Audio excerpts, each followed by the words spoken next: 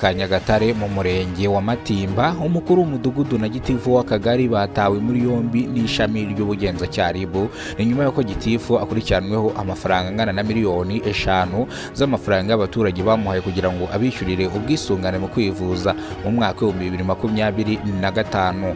Hari ku itariki ya 15 hari mu kwezi kwa munani nibwo abaturage aya mafaranga bayamuhaye yo kugira ngo yishyure ubwisungane mu kwivuza y'abaturage. Aya mafaranga nago gitifu ndetse na mudugudu dore ko bari bafatanyije ntaga amafaranga bigize bayatanga. Impamvu mvuga mudugudu nuko ari wakusanyirizaga abaturage hamwe bamuhereza amafaranga ayajyana ku kagari, bityo rero bituma abantu bose batabwa muri yombi. Ubugenzacyaha RIB bwataye gitifu ndetse n'umukuru w'umudugudu muri yombi bakurikiranweho amafaranga y'ubwisungane mu kwivuza bariye y'abaturage, dore ko abaturage bavuga ko bamwe bari kurembera mu rugo bitewe nuko batishyuye amafaranga y'ubwisungane mu kwivuza kandi amafaranga barayahaye gitifu ku manywa y'ihangu ndetse no ku mugaragaro, dore ko bamwe bavuga yuko bayahaye umukuru w'umudugudu akayashyira gitifu kandi gitifu bamuhamagara akavuga yuko amafaranga yamugezeho.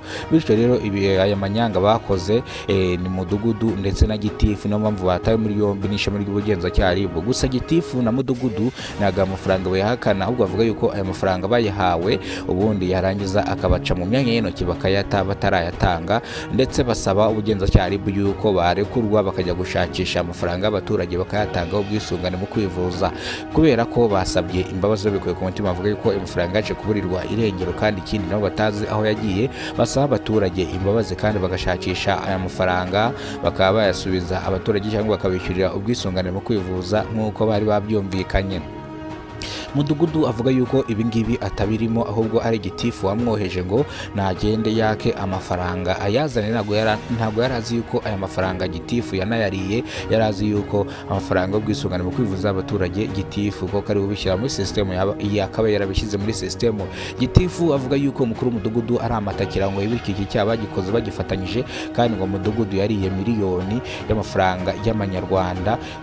Nibwo rero baje kwerura bahita bemera icyaha, bagisabira imbabazi, bavuga ko aya mafaranga bagomba kuyashaka bakayishyura aho kugira ngo bakomeze batabwe muri yombi.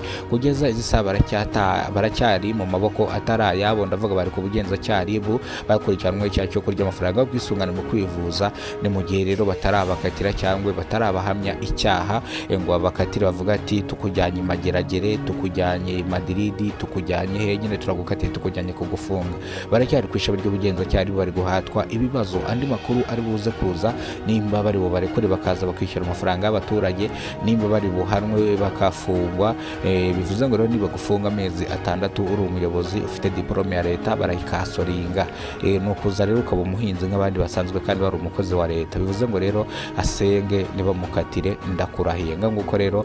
Reka amakuru yacu tuyasubikire hano. Amakuru nakagaruka nimbarwo bwa mbere ugize ko n'umuyoboro wa Kidasamara TV Rwanda, ibuka gukora subscribe ufungura inzogera kugira ngo uzajye ubona ibyo dukora umunsi ku munsi. Nguko rero turabakunda cyane, Imana ibarinde ibahereze ubuzima buzira umuze.